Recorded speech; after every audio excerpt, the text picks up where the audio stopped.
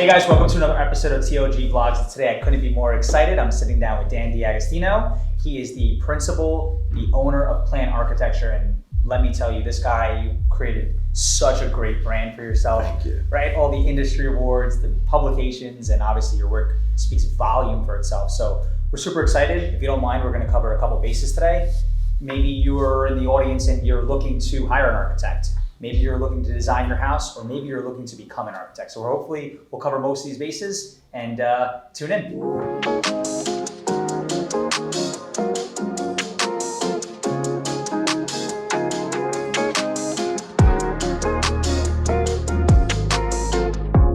All right, so Dan, obviously, right, you've been doing this for almost a decade or a little bit over a decade, as you told me earlier. Tell us about yourself, really. What motivated you to get into this, and tell us your story. So I can't remember not wanting to do this. Young age, I was creative, artistic, great upbringing. So my parents were always very supportive, but very early on told me an artist probably wouldn't pay the bills. So I went to some early drawing classes, tested an aptitude in like 6th or 7th grade, and was accepted to high-tech high school in Hudson County. For architecture, actually. Yeah. I went to Hoboken High School, by the way. Did you? I don't know if I ever told you that. I was born and raised in Hoboken. My family came from Italy to Hoboken. Wait, what street? 8th and Park. I was 8th and Park as well, 810 Park Ave, and I was 11th and Park. So I went to daycare there, Yep. and then eventually moved to North Bergen, which is just 2 or 3 towns north. Yep. How crazy is that? It's a small world. Lisa's Deli.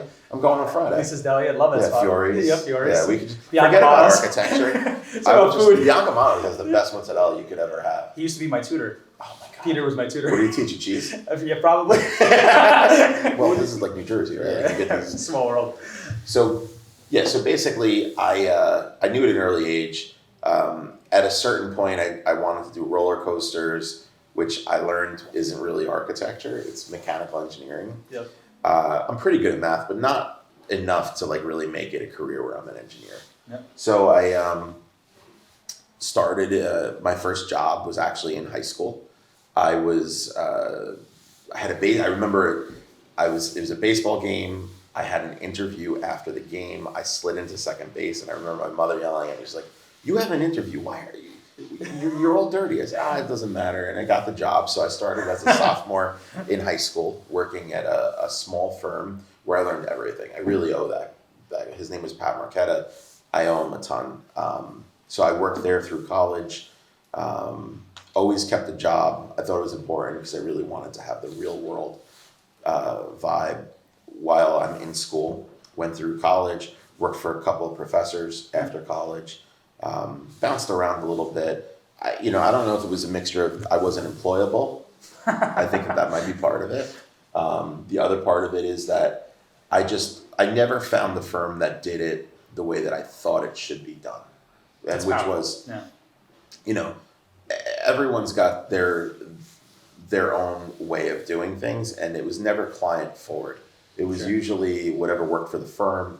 And there's nothing wrong with that, but I thought that the customer service, the hospitality aspect of what was being done was missing. And I know it's kind of cliche, but I was like the guy who was always looking at biographies. I always I idolized Walt Disney, what he did. Walt Disney was a financial train wreck, but he understood how to make people happy. And from the beginning, I've always pushed technology as far as I could. I've tried to put as much of my effort into the product and providing service, unlike anyone that I saw before.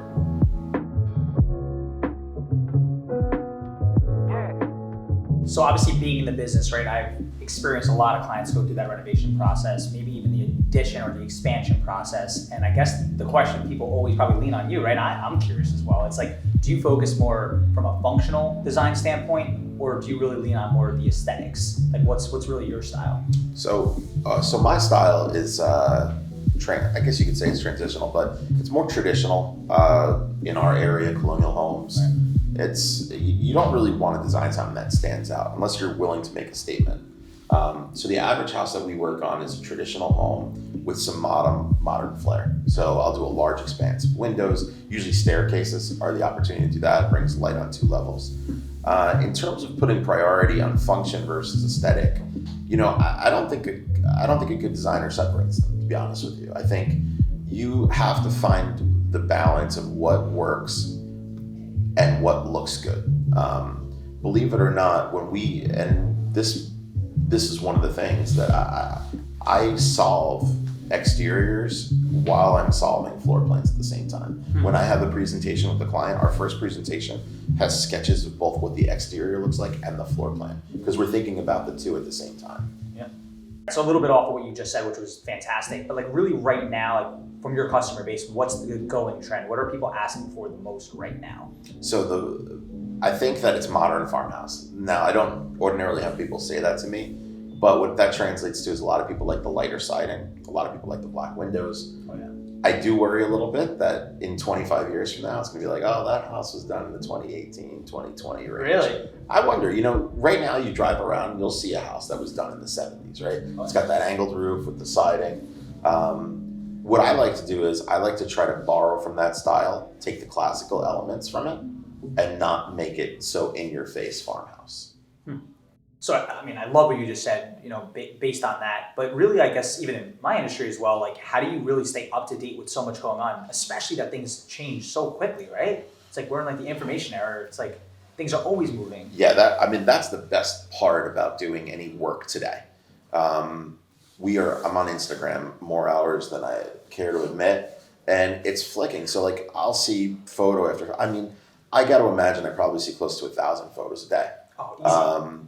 And then, we're talking about modern farmhouse. So what sets one away from another? Is it a metal roof? Are the beams wood? And if it's wood, is it a yellower color? Is it a rustic color? And then so then those are like the glossies, right? Yeah. And then rubber hits the road and I get the client that says, I want a maintenance-free home. So maintenance-free basically means metal, plastic. Then I hear I don't want plastic. So like we're constantly on the verge of trying to find what material are we able to simulate or essentially be a true, genuine copy of. Now, just because of Instagram and the accessibility of Pinterest and Facebook, that doesn't mean that we don't look at magazines anymore, okay? I still subscribe to probably 10 to 15, and I look at every single one of them. I saw them on your bench. Every single one. Yeah. They go on that bench after I read it. I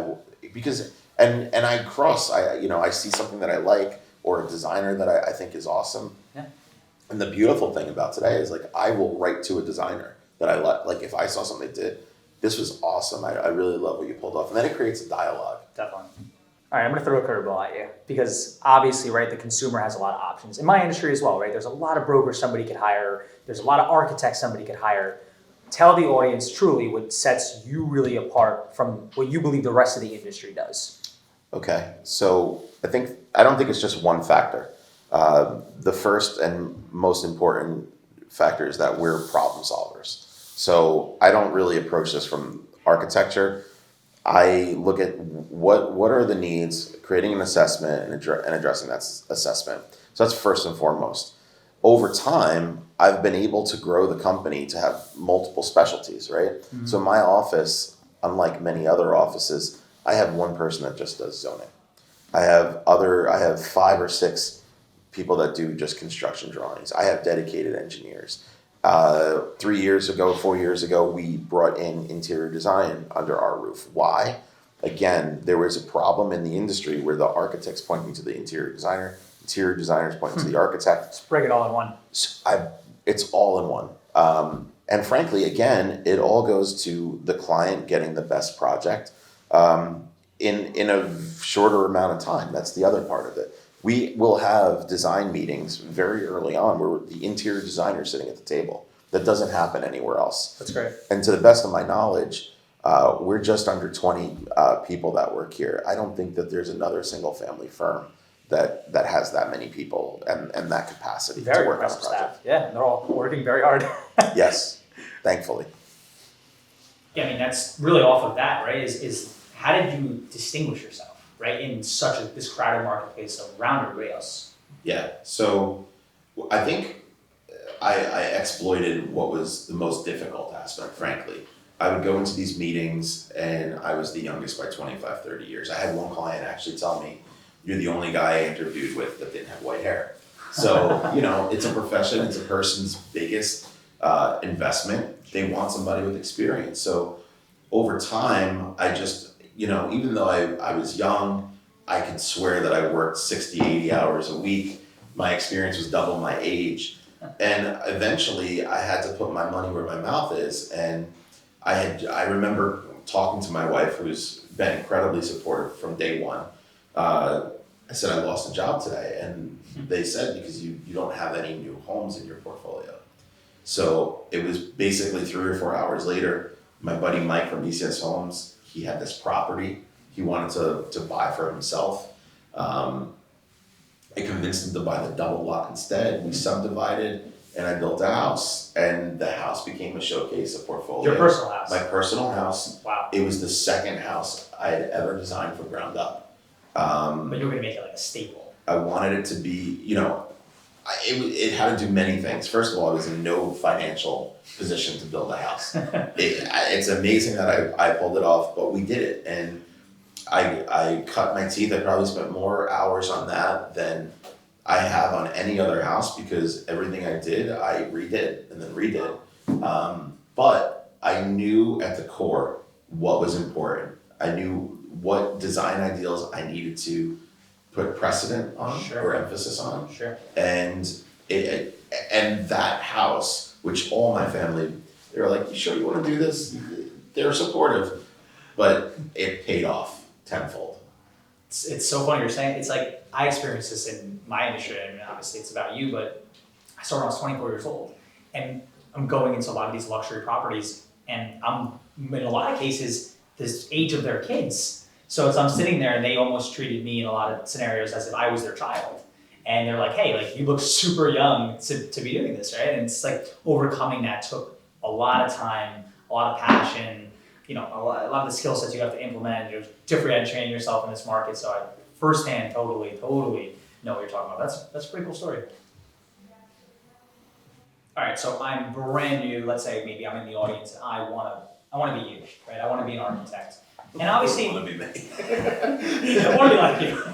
Okay, They want to, build a brand like you've built. So what advice would you give somebody brand new in today's world? Because obviously it's changed, right, a little bit from when you get started. But like today, right now, somebody wants to get started. What advice would you give them? First and foremost, real world experience. You need a degree, okay? So in order to be an architect, you have to get a college degree. You have to intern for several years, pass several exams, and then the state gives you a license to practice. All while doing that, you need to work, you need to see job sites, you need to learn how buildings come together. It's a science and an art. And there's no such thing as reading too much or immersing yourself too much in it. I mean, if I say I read 500 or 600 books on architecture, that's probably an underestimate. I love the profession. I love what I do. And if, it's a trying profession. That's the reality of it, okay? Out of all of the architectural projects, residential architecture, which is what I focus on, it gives you the most flexibility, the most freedom to be creative, but it also is the least financial rewarding sector of the market. A lot of people go to school, they want to design museums or hospitals or institutions or anything. I want to design houses. It's a double-edged sword. I have the flexibility to enjoy aspects of my day, express myself creatively, but I do work 10 to 12 hours a day. Weekends don't exist in my world. It just doesn't happen that way. And I think that the advice is crossover for anybody that wants to be successful. It's hard work, educating yourself, staying up on the times. But the big thing is definitely getting real world experience as early as you can. I love that. No, yeah, honestly, that's, especially the immersing yourself in the information, I think that's really big. I feel like that's a huge oversight on a lot of industries, not just this. It's people, they want to get the experience, but they don't want to continue to educate themselves to grow further and further. And I think in an economy that we're in right now, with things, as we keep saying, changing so much so quickly, it's like you have to be, on the ball. You have to see what's going on. Yeah, to advance that a little bit, what you knew to be correct 10 years ago, for 5 years ago, even 3, in my industry, we are redesigning projects because the cost of lumber went up. Okay, again and again. We're using other materials. We ordered a sofa. We just got word that they don't know where the shipping container is with the sofa. So when I say the things that, this is why it almost doesn't matter how experienced you are. Right. Your experience as a problem solver, which is where I started, is the most important. Your experience with how to do tasks, it changes. Your right now, our office, for instance, our office is on a remote schedule. Design and architecture is a collaborative profession. So you need to learn how you're going to collaborate on certain days and work independently on others. Spot on. All right, so I'm looking to design my dream property. How do I get started? How do I hire Dan? What does that process look like?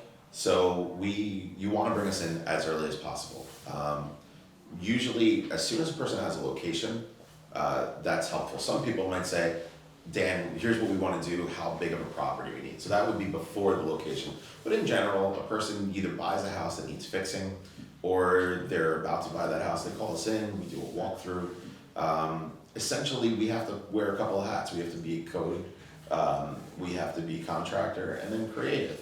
So the sooner you can get us into a property, we try to help people before they buy a property so that they don't get into something they don't know. We do our best to try to help people budget before they buy a property. Huge. In this market, it's more and more challenging to do. If you can bring a contractor along to that meeting, I always advise it. But the answer is, even if you're not ready to allocate funds or make an improvement right out the gate, real estate is not just an investment, it's commodity. And having somebody that's a professional tell you what the future could look like in that investment, it's going to be important and advantageous. So I would say the earlier the better. Dan, seriously, I cannot thank you enough. This was great. You're great. Your work speaks for itself, and you jumping on the channel means a lot. But tell the audience they want to follow you on any of your social platforms or contact you. How do they do that? Awesome. So thank you for having me. It's an honor. You can follow us at Plan Architecture. That's at Plan Architecture spelled out. On Instagram, we also have Plan Interiors. Same at Plan Interiors. So thank you. Anytime. And guys, as always, if you like this content, you want to see more content, you want to be informed, please hit the like button, hit the subscribe button. And as always, see you guys next week. Bye.